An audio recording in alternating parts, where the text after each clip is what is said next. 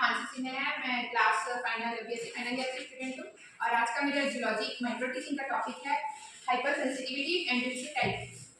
Hyper sensitivity के को हम निम्नलिखित बिंदुओं से डिफाइन करेंगे। आपके सामने introduction, definition, types first, second, third, fourth और डिसीज मीडिएटेड बाय देम कि उसके टाइप्स से कौन कौन से डिसीज होते हैं और उसके मीडिएटर कौन कौन से होते हैं और उसका कंक्लूजन और डिफरेंस देखेंगे। तो स्टार्ट करते हैं इंट्रोडक्शन से। हाइपर सेंसिटिविटी इम्यून सिस्टम की हाइपर सेंसिटिविटी इम्यून सिस्टम की एक अतिरंजित प्रक्रिया यानी एलर्जी प्रोसेस है जो शरीर को नुकसान पहुंचाती है, जिसे मुख्य रूप से 4 प्रकार में वर्गीकृत किया गया है। टाइप 1, टाइप 2, टाइप 3, टाइप 4 ये टाइप 4 में डिवाइडेड है और इसके कारण asthma, inflammation, anaphylaxis, autoimmune disease जैसे ल्यूपस और हाइपर सेंसिटिविटी से के कारण जो एलर्जी होती है उससे छींक आना, इन्फ्लेमेशन, सूजन हो जाना इत्यादि एलर्जी सिम्टम्स दिखाई देते हैं। आइए उसका डेफिनेशन देखते हैं कि हाइपर सेंसिटिविटी क्या होता है। हाइपर सेंसिटिविटी वह अवस्था है जिसमें इम्यून सिस्टम की एंटीजन के प्रति अत्यधिक या असामान्य प्रतिक्रिया होती है जिससे शरीर के ऊतकों को नुकसान पहुंचता है। यह प्रतिक्रिया पहले से सेंसिटाइज्ड व्यक्ति में होता है।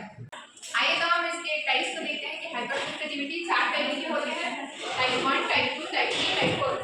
टाइप 1 को इमीडिएट टाइप कहते हैं और यह आईजीई मीडिएटर के द्वारा होता है और टाइप 2 को साइटोटॉक्सिक टाइप कहते हैं और यह आईजीजी और आईजीएम मीडिएटर के द्वारा होता है। आईजी का मतलब इम्यूनोग्लोबुलिन होता है और टाइप 3 को इम्यून कॉम्प्लेक्स भी कहते हैं और ये आईजीजी मीडिएटर के द्वारा होता है और टाइप 4 एक तो सेल मीडिएटेड टाइप है और इसे डिले टाइप कहते हैं। ये टी सेल्स के द्वारा होता है। ये टाइप है, ये एंटीबॉडी मीडिएटेड होते हैं और टाइप 2 सेल मीडिएटेड होता है। तो आइए हम लोग हाइपर सेंसिटिविटी के टाइप्स को डिटेल से जानते हैं और ये जानते हैं कि किस टाइप से वो वर्क करते हैं। हाइपर सेंसिटिविटी के टाइप 1 यह एक इमीडिएट प्रतिक्रिया है जो इम्यूनोग्लोबुलिन ई एंटीबॉडी द्वारा होती है। इसका मीडिएटर इम्यूनोग्लोबुलिन ई और मास्ट सेल, बेसोफिल्स और हिस्टामिन होते हैं। इसका मैकेनिज्म होता है एंटीजन के स्पेसिफिक आईजी जुड़ता है और बाइंड होता है। उसके बाद ये मास्ट सेल है। मास्ट सेल में इसमें से मतलब डीग्रेनुलेशन होता है और हिस्टामिन रिलीज होता है। ये जो डीग्रेनुलेशन होता है उससे हिस्टामिन रिलीज होता है। ये हिस्टामिन के कोर्स होते हैं और एलर्जिक सिम्टम्स दिखाई देते हैं इसी टाइप से। और इसमें जो इसके एलर्जिक सिम्टम्स होते हैं उसमें खुजली, इन्फ्लेमेशन, सांस लेने में कठिनाई और छींक आना, दम घुटना ऐसा हो सकता है।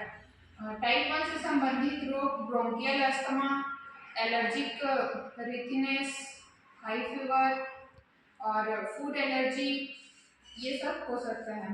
अब टाइप 2 में देखें तो टाइप 2 की परिभाषा होती है। इसमें एंटीबॉडी शरीर के अपनी सेल के विरुद्ध ही कार्य करता है। मतलब हमारे बॉडी के अंदर की सेल के विरुद्ध जो सेल हमारे लिए हार्मफुल भी नहीं है उसके खिलाफ भी एंटीबॉडी कार्य करता है जिससे हाइपर सेंसिटिविटी 2 होता है। इसे साइटोटॉक्सिक हाइपर सेंसिटिविटी कहते हैं। ये दो प्रोसेस से होती है। एक एंटीबॉडी डिपेंडेंट होता है और एंटीबॉडी डिपेंडेंट और दूसरा कॉम्प्लीमेंट एक्टिवेशन।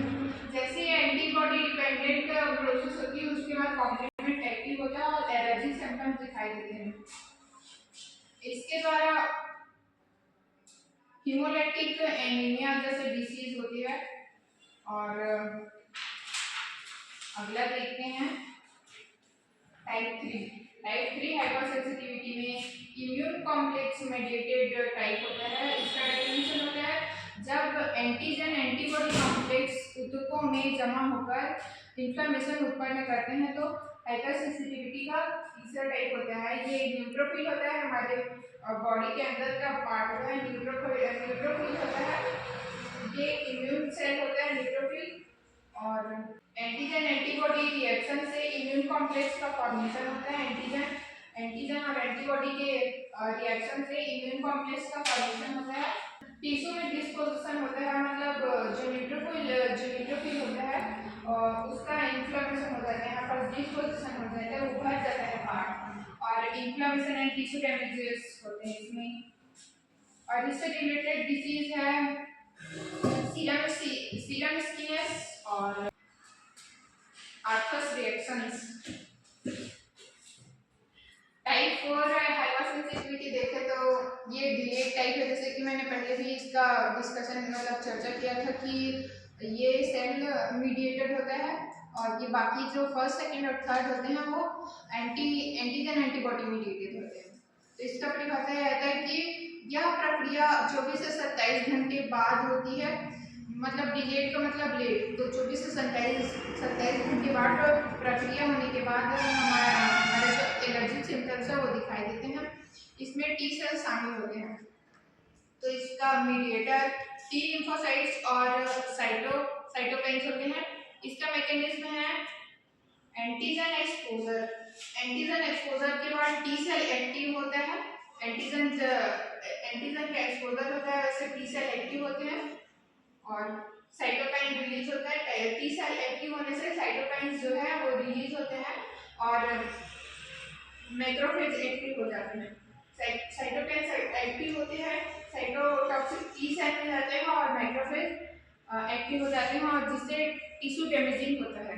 इससे होने वाले डिसीज ट्यूबरक्लोसिस, लेप्रोसी जैसे डिसीज है। Thank you.